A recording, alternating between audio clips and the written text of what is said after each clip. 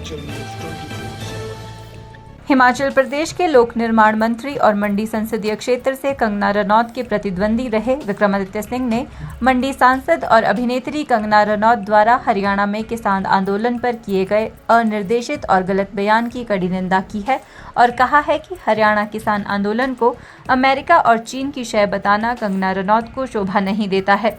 उन्होंने बताया कि बयान तथ्यों पर आधारित नहीं है और इससे भारत के अंतर्राष्ट्रीय संबंधों पर भी असर पड़ता है। विक्रमादित्य सिंह ने कहा कि कंगना रनौत को इस तरह के संवेदनशील मुद्दों पर बोलने से पहले सावधानी बरतनी चाहिए। ये ध्यान देने योग्य है कि केंद्र सरकार, विशेष रूप से बाहरी मामलों की मंत्रालय, अपने विदेश नीति के खिलाफ उनके दावों का जवाब देना चाहिए। उन्होंने कहा कि ऐसे बयान किसानों के संघर्षों और बलिदान के लिए अपमान है, खासकर जब प्रधानमंत्री ने पहले ही किसानों के खिलाफ काले कानूनों को रोल बैक कर दिया है।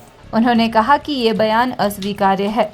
मंडी की सांसद आदरणीय कंगना रनौत जी ने जो बयानबाजी किसानों के ऊपर करी है और उसमें चाइना का और अमेरिका का हाथ होने की संभावना जताई है, ये बहुत दुर्भाग्यपूर्ण है और मजाक का केंद्र बन रहा है। इसकी स्थिति जो है वो मिनिस्ट्री ऑफ एक्सटर्नल अफेयर्स को स्पष्ट करनी चाहिए।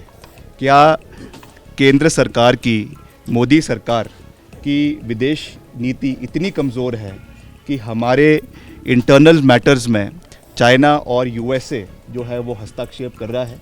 और जिस तरीके से भारतीय जनता पार्टी के केंद्रीय नेतृत्व ने इस बयान से पल्ला झाड़ा है, वो इस चीज़ को दर्शाता है कि एक इंटेलेक्चुअल बैंकरप्सी जो है वो आज भाजपा की सांसद के बयानों में झलक रही है।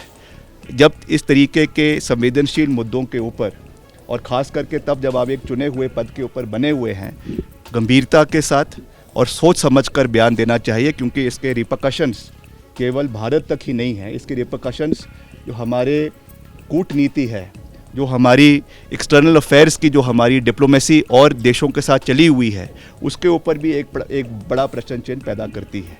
तो मैं समझता हूं कि उनको ज़्यादा ध्यान अपने मंडी संसदीय क्षेत्र के मुद्दों के ऊपर देना चाहिए, जहां पर वो अभी तक उनको समय नहीं लगा है कि वो हर इलाके में गए, एक दिन का तूफ़ानी दौरा कर वापस चले गई हैं।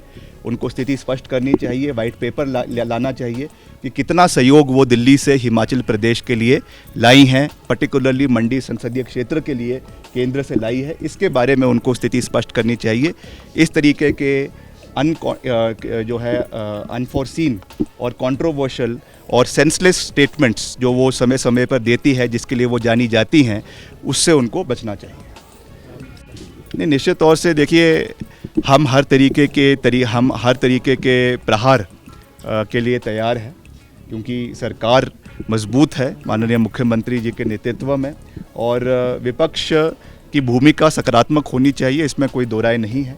मगर अगर उन्होंने नकारात्मक भूमिका अदा करनी है, हम उसके लिए भी उनको उसी तेवर में जवाब देने के लिए तैयार है, आंकड़ों के साथ तैयार है। उसके लिए चाहे मुख्यमंत्री है, चाहे काउंसिल ऑफ मिनिस्टर्स है, चाहे विधायक दल है कांग्रेस पार्टी का, हर व्यक्ति पूरे तथ्यों के साथ विपक्ष के बातों का जवाब सदन के अंदर देगा। मगर मैं फिर भी आदरणीय नेता प्रतिपक्ष से भी और सभी और भाजपा के माननीय सदस्यों से ये निवेदन करूंगा कि तथ्यों के ऊपर बात करें, तथ्यों के ऊपर सरकार का घेराव करें, कोई दिक्कत नहीं है। मगर जिस तरीके से हर चीज़ पर राजनीति करना, हर चीज़ पर जो है वो उंगली करना, मैं समझता हूं कि ये एक सकारात्मक भूमिका विपक्ष की नहीं दर्शाती है, और इस चीज़ से नेता प्रतिपक्ष को भी और भाजपा के और माननीय सदस्यों को भी बचने की आवश्यकता है। हिमाचल न्यूज़ 24/7 के लिए शिमला से सपना शर्मा की रिपोर्ट।